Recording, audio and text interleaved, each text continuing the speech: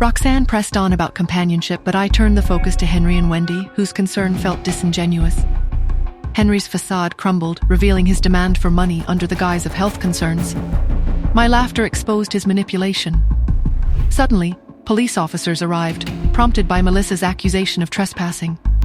As the officer ordered them to leave, Henry made a counter-report claiming I owed him money. Would the police side with the indignant father or the seemingly unburdened daughter? And what future awaited the children caught in this escalating conflict?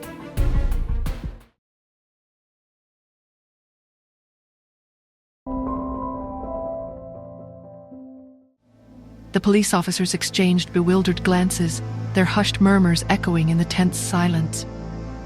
Who exactly placed the call? One of them muttered, his gaze shifting between Melissa and Henry. Before Melissa could answer, Wendy launched into a fresh wave of theatrical tears. Now that you're here, officer, you have to help us. Henry and I are her parents, but she refuses to acknowledge us. This family has robbed us of our daughter.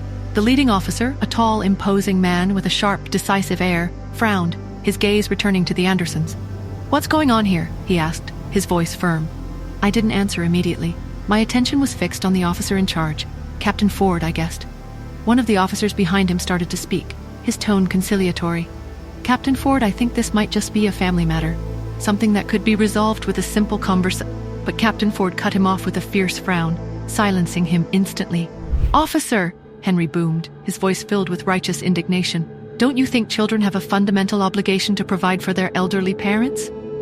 Ford pressed his lips together, his gaze unwavering. Yes, they do. Henry pressed his advantage. My own daughter is flagrantly disregarding that obligation. She's playing games with her mother's accounts, disrespecting me and her stepmother. We can't simply walk away from this. We need to sort it out. Don't you agree that we should stay here until this is resolved? Ford's gaze flickered back to me, his expression unreadable. Yes, it would be better to resolve this quickly. Henry pointed a dramatic finger at me. She's my daughter, but she refuses to even acknowledge us anymore. What should we do about this, officer? What's your recommendation? Do we need lawyers? Does she need counseling? Ford pressed his lips together again, his sharp eyes scrutinizing Henry. But he made a point of turning to me, his voice direct. What do you have to say about this, Miss Smith? I couldn't help but find Captain Ford's unwavering seriousness a little strange, almost theatrical. I lowered my gaze, my voice calm and steady. It is only right for children to provide for their parents. Henry let out a relieved sigh. He clearly believed the police presence had finally intimidated me into compliance. I would have to help him now. Wendy, equally relieved, offered a saccharine smile. That's wonderful to hear, Nora. Even Roxanne seemed pleased, sensing a resolution to her live broadcast drama. In that case, why don't we all have a seat and talk about how Miss Smith, as their daughter, should provide for her parents? She suggested, her voice smooth and persuasive.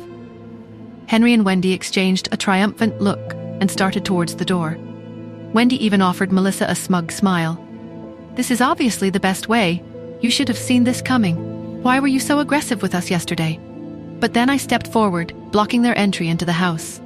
A slow, mocking smile curled the corners of my lips. The two of you can't go inside. Henry and Wendy recoiled, startled. Even Roxanne looked dumbfounded. What are you doing, Miss Smith? You just agreed that children should help their parents. I cast my eyes down, a deceptive air of contrition in my posture. Children should indeed provide for their parents.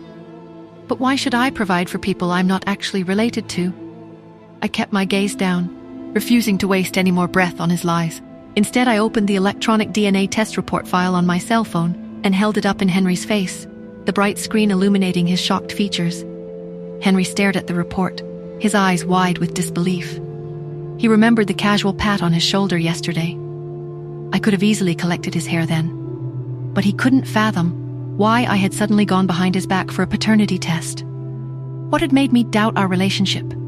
He knew he needed to discredit the results to undermine their undeniable truth. This report is fake, he yelled, his voice shrill with desperation. It's definitely fake. Fake.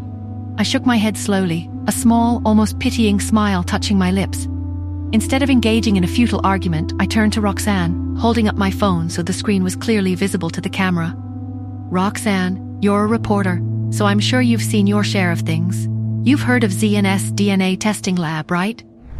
As soon as Roxanne's eyes focused on the lab's unmistakable logo, she shot Henry a look of dawning suspicion. Back at the hospital, Ian had been watching the live stream closely the whole time. He suddenly got excited. His mind whirled. If she wasn't Henry's daughter, then who could the father be? He stared at the ceiling. There was only one thought in his mind. Is that my daughter? For the first time after years, Ian Smith had a ray of hope. Was Nora really his daughter? Will Nora ever find out who her real father is? How will Justin react to all this drama? Hi, Nora here. If you are wondering what happens next, then download the Pocket FM app and listen to the exciting episodes of Saving Nora Now with the link in the description.